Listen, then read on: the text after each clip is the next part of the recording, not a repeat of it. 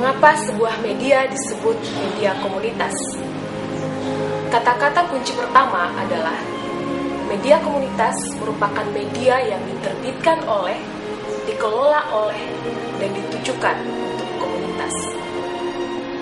Komunitas bisa bersifat geografis, misalnya satu kelurahan, atau berprofesi, misalnya sarjana teologi. Bisa hobi, misalnya pencinta olahraga, atau anggota gereja, dan lain sebagainya. Karena itu, ruang lingkup media komunitas terbatas dan spesifik. Apa itu media komunitas? Secara etimologis kita bisa jelaskan, media dan komunitas. Media itu wahana atau wadah, ya. Sedangkan komunitas itu adalah kelompok atau entitas yang dipersatukan paling tidak oleh salah satu unsur. Nah, bisa kita katakan bahwa media komunitas ini adalah wahana untuk kelompok-kelompok tertentu atau komunitas tertentu. Bisa komunitas gereja, komunitas orang-orang satu sekolah, komunitas profesi, dan yang lain, ya. Jadi karena itu format sajiannya agak berbeda dengan media umum. Nah, di sini yang menjadi prioritas dalam pemberitaan adalah segala sesuatu yang berkaitan dengan komunitas itu. Jadi ketika memilih narasumber, yang harus kita garis bawahi adalah dari lingkup komunitas sendiri. Nah, itu bedanya dengan media umum. Karena itu sajiannya adalah segala sesuatu yang berkaitan dengan dinamika komunitas itu. Apa yang terjadi di lingkungan komunitas? Nah, itulah yang harus ditekankan. Apa sebenarnya fungsi media komunitas? Seperti media massa, sedikitnya ada 3 fungsi: informal, edukasi, dan juga hiburan. Fungsi yang lebih spesifik adalah sebagai wahana komunikasi dan mediator antar warganya, dan untuk membangun hubungan emosional di antara warga komunitas. Karena fungsi-fungsi ini, maka isi media komunitas pun beragam, dan pengelolaannya juga diperlukan prinsip-prinsip jurnalistik. Kalau yang kita persoalkan materi-materi apa saja yang bisa dimasukkan ke dalam media-media gereja, saya kira banyak sekali ya. Tapi terutama bisa dibagi dalam 2 bidang besar. Yang bidang spiritualitas, lalu yang kedua yang non-spiritualitas gitu. Jadi artinya ada bidang-bidang kerohanian yang terkait dengan misalnya penggalian Alkitab, penelaahan Alkitab, ya, lalu yang menyangkut bagaimana kehidupan iman, pertumbuhan gereja, penggembalaan jemaat, hal-hal yang di seputar itu, ya, itu yang saya maksud dengan spiritualitas, gitu, maupun juga konseling, masalah rumah tangga, masalah keluarga, dan lain sebagainya, itu yang spiritualitas. Tetapi yang non spiritualitas, nah itu misalnya persoalan ekonomi, ya, persoalan pertanian, bagaimana kehidupan jemaat sehari-hari bergelut dengan masalah politik, masalah pekerjaannya, masalah interaksinya gitu, persoalan-persoalan di kantor, bahkan lebih luas lagi menyangkut kehidupan berbangsa, bernegara, dan bermasyarakat. Nah, itu semua saya kira bisa dimasukkan juga dalam media gereja. Cuma saja yang non spiritualitas tadi itu tentu karena di media gereja akan lebih baik kalau sorotannya atau perspektifnya itu diambil dari sudut pandang Kristiani. Latar belakangnya memang dulu keinginan kami, khususnya para pendeta di GKP Klasis wilayah Bogor, kami berembuk waktu itu ingin adanya sebuah media untuk sarana informasi, komunikasi, dan juga pembinaan bagi warga jemaat khusus yang ada di Klasis wilayah Bogor, gitu, agar para jemaat juga bisa wawasan akan kegerejaannya bertambah. Terbit sejak bulan April 2006. Majalah kami namanya Berita Gemit. Terbitnya tahun 1983. Sebanyak 700 eksemplar. Berita Gemit ini diterbitkan bertolak dari kerinduan.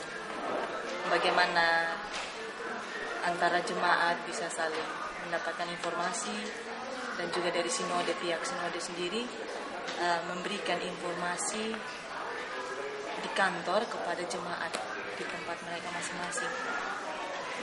Jadi tujuannya adalah membangun komunikasi antara sinode dan jemaat. Sebetulnya majalah Inamomika awalnya itu berupa buletin yang diterbitkan sekitar tahun 1965-an. Target awalnya itu untuk perempuan pendeta GPM yang waktu itu masih sangat terbatas jumlahnya. Nah, dan oleh karena itu terbitan awalnya sekitar 100 eksemplar khusus untuk perempuan pendeta GPM pada waktu itu. KBP memiliki majalah yang tertua yang disebut dengan Surat Pasaron Immanuel, dan itu terbit pada tanggal 1 Januari tahun 1890. Sejarah Immanuel itu dibentuk atau dibuat itu berdasarkan kebutuhan daripada jemaat yang merindukan akan firman Tuhan, dan kemudian tulisan itu dibentuk atau dibikin dalam majalah lepas yang berbahasa Batak. Itu terbit dalam beberapa bulan sekali, dan itu diberikan untuk memenuhi kebutuhan baik itu informasi dan maupun itu mengenai firman Tuhan terhadap jemaat yang semakin luas dan semakin berkembangnya informasi berdirinya media cetak yang ada di Borobudur.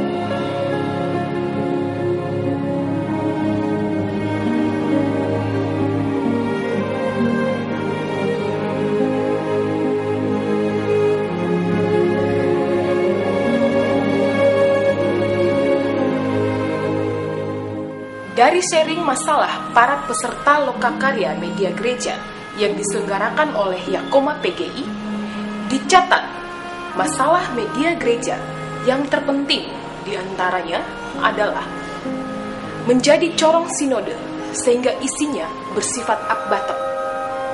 Bahasa yang digunakan kaku dan tidak segar. Jadwal sering terbit tidak tepat waktu.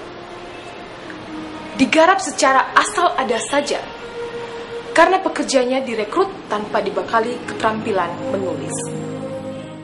Yang paling menonjol dari sini mungkin keterbatasan kita dari pekerja, karena minim yang mengerjakan ini, juga dari info-info dari masyarakat tentang suatu hal yang perlu diliput, yang perlu dimuat dalam majalah ini.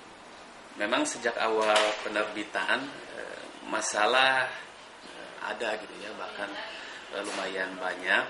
Biasanya memang yang seringkali menjadi kendala kami adalah masalah pendanaan.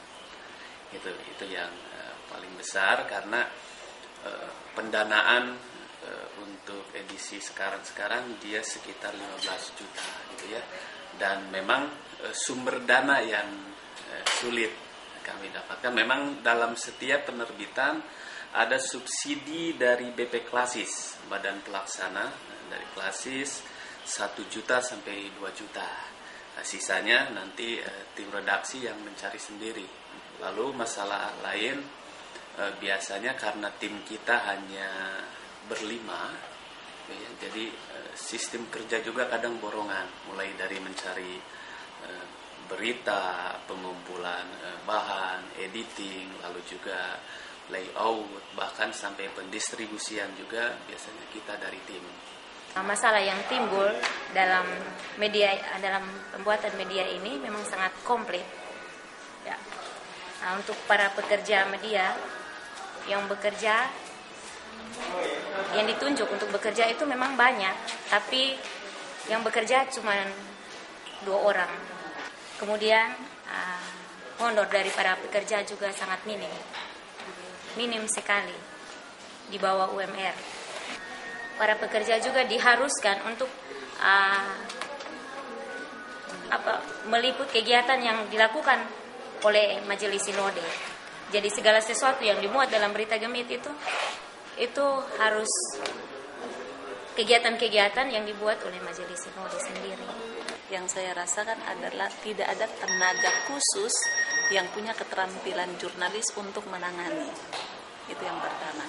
Yang kedua, karena semua personil yang bertanggung jawab terhadap Ina Monika ini semuanya punya pekerjaan yang rangkap, dan oleh karena itu untuk pembagian waktu hampir terasa tidak cukup untuk memproses majalah Ina Monika. Dan untuk pendistribusiannya kami salurkan melalui pendeta-pendeta jemaat bagi klasis yang dekat dengan kota Ambon.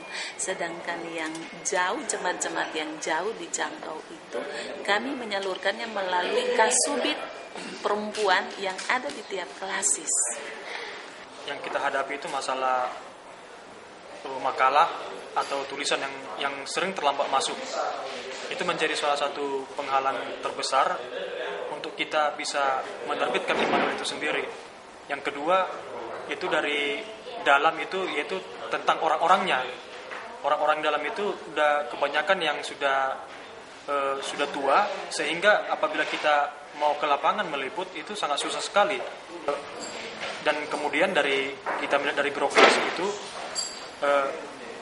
ada suatu ketetapan yang dibuat oleh birokrasi bahwa memang itu tulisan itu harus kita sampaikan dulu kepada mereka sebelum itu dimuat, dan ini kadang bisa berpengaruh terhadap penerbitannya. Apabila mereka setuju baru kita muat, tetapi apabila tidak setuju itu akan kita ganti, dan itu memakan waktu yang panjang juga untuk memuat dan melayoutnya kembali. Kebetulan saya pernah terlibat dalam beberapa workshop Yakoma, termasuk di Tobelo, di Halmahera sana, lalu di Batam, kemudian di Jakarta, dan sekarang di Parapat.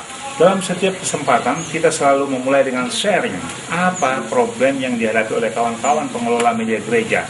Nah, sejauh yang kita tangkap, problem itu bisa dikatakan klasik, hampir sama di setiap daerah, yaitu hal-hal yang berkaitan dengan SDM, ketersediaan SDM, ya, kualifikasi SDM. Hal ini berkaitan dengan kemampuan mereka dan pengalaman mereka untuk mengelola media. Itu satu. Lalu problem berikutnya adalah sumber pendanaan atau pembiayaan. Hampir semua media yang kita telaah tidak punya budget yang tetap, sehingga seringkali mereka kelimpungan ketika harus hendak mencetak ini terbitannya. Persoalan berikutnya adalah berkaitan dengan birokrasi. Entah kenapa media ini tidak menjadi prioritas di lingkungan majelis.